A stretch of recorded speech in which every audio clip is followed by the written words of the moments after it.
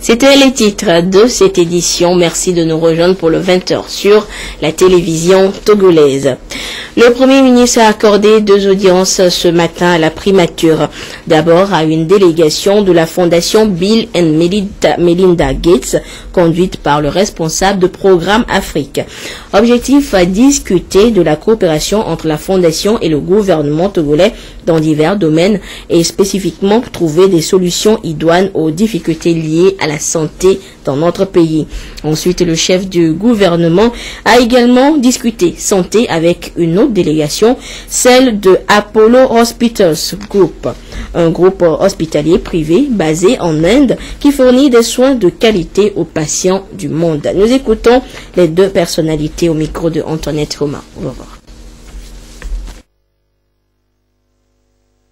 À la sortie d'une audience avec son Excellence le Premier ministre, avec qui nous sommes en train de discuter de la coopération entre la Fondation, ses partenaires tels que le FNUAP et le gouvernement du Togo sur la santé en général, mais aussi sur les questions liées aux produits pharmaceutiques.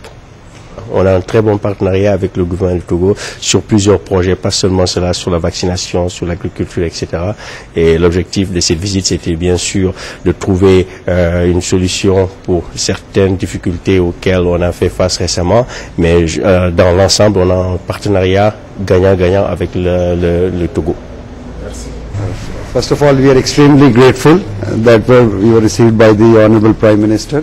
It was a great honor for us. Nous sommes extrêmement fiers de l'audience que son Excellence, Monsieur le Premier ministre, nous a accordée ce matin à son cabinet. Ce fut un honneur pour nous de visiter votre si beau pays, un grand honneur d'avoir introduit Apollo Group au Premier ministre. Nous lui avons fait part des multiples opportunités qu'offre Apollo Group dans le secteur de la santé. Apollo est le plus grand groupe hospitalier privé basé en Inde qui fournit de très bons traitements et de soins de santé ainsi que des services de qualité aux patients du monde entier. Nous avons discuté avec le Premier ministre sur les possibilités de collaboration de soins de santé entre le gouvernement du Togo et le groupe Apollo. Nous voudrions poursuivre les discussions avec les autorités togolaises pour apporter notre accompagnement pour le bien-être des populations. Nous remercions les autorités togolaises pour leur qualité d'écoute et les remercions de nous avoir reçus avec beaucoup de chaleur. Et toujours à la primature, ce vendredi, le chef du gouvernement, Célia Diaoumé-Zounou, a tenu une séance de travail avec les acteurs impliqués dans l'organisation de l'élection présidentielle du 15 avril prochain, avec les responsables de la Commission électorale nationale indépendante, des partis politiques et partenaires techniques et financiers, ainsi que des membres du gouvernement et de la haute autorité de l'audiovisuel et de la communication HAC. Le Premier ministre s'est informé de l'état d'avancement du processus électoral. Le point de cette réunion avec Antoinette Romao. On va voir.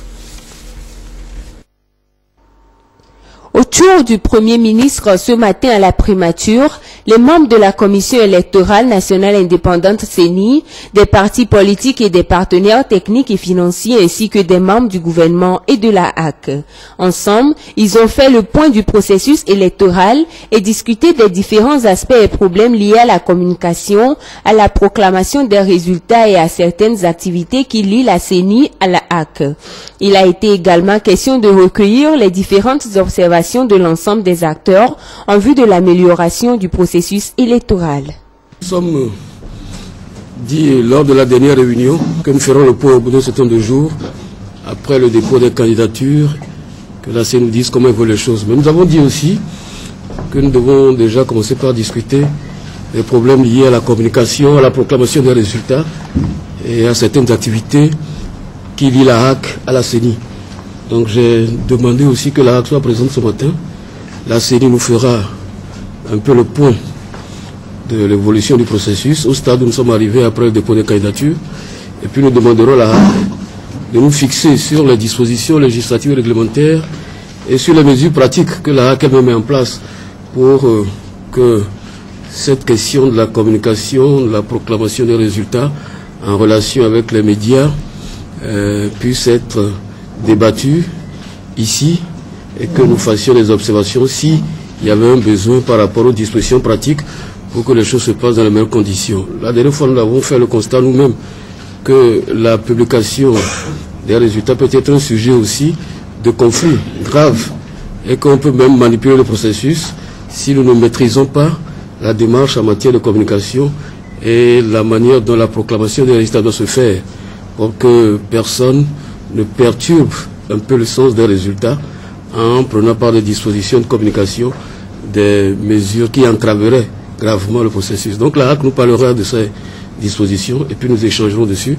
et nous demanderons aussi au ministre de l'administration territoriale à ce stade de faire un peu le point de ce que le gouvernement a déjà réalisé en ce qui concerne son rôle d'accompagnement du processus et d'organisation à travers un certain nombre de dispositions liées aux services administratifs, notamment les services locaux de l'État qui participent à la bonne organisation de ce processus. Le président de la CENI, Tafaï Sifutabiou, s'est lui aussi réjoui de l'évolution normale du processus électoral et a indiqué que cette comité de suivi des élections a permis d'informer le gouvernement, les acteurs politiques, la HAC et les partenaires techniques et financiers sur l'avancement du processus électoral au lendemain du dépôt des candidatures. On retient que la CENI a communiqué au comité de suivi de l'ordre d'inscription des candidats sur le bulletin de vote, qui est le suivant. En première position, M. Fabre. Deuxième position, M. Tchassona. Troisième position, M. Tahama.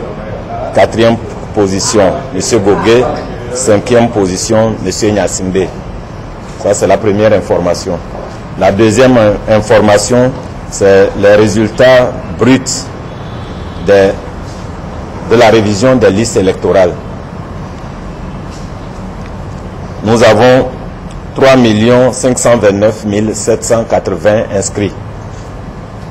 Et c'est ces 3 529 780 inscrits qui sont sur les listes électorales qui vont être affichés à partir de demain dans tous les CRV pour ouvrir une période de contentieux sur les dates du 16 et du 17 mars. Lors de cette rencontre, la représentante de la HAC a fait part au comité de suivi des élections des différentes activités que mène l'instance de régulation des médias pour garantir le respect des règles déontologiques et d'éthique avant, pendant et après les élections. Nous avons pu donner toutes les étapes des activités de la HAC, à commencer par la révision des différents textes réglementaires qui doivent gérer l'activité des médias dans le cadre du processus électoral, c'est-à-dire la couverture médiatique de ces activités. Nous avons également évoqué les séminaires de sensibilisation et d'imprégnation de textes que la HAC a initié dans le cadre de l'élection présidentielle avec le soutien de certains partenaires, en l'occurrence le PNUD. Enfin, nous avons effleuré la question de la publication des résultats par les médias, mais Son Excellence, Monsieur le Premier ministre, a préféré que notre séance soit largement consacrée à ce point très important, surtout que le processus électoral porte sur une élection présidentielle où le pays tout entier est une circonscription électorale.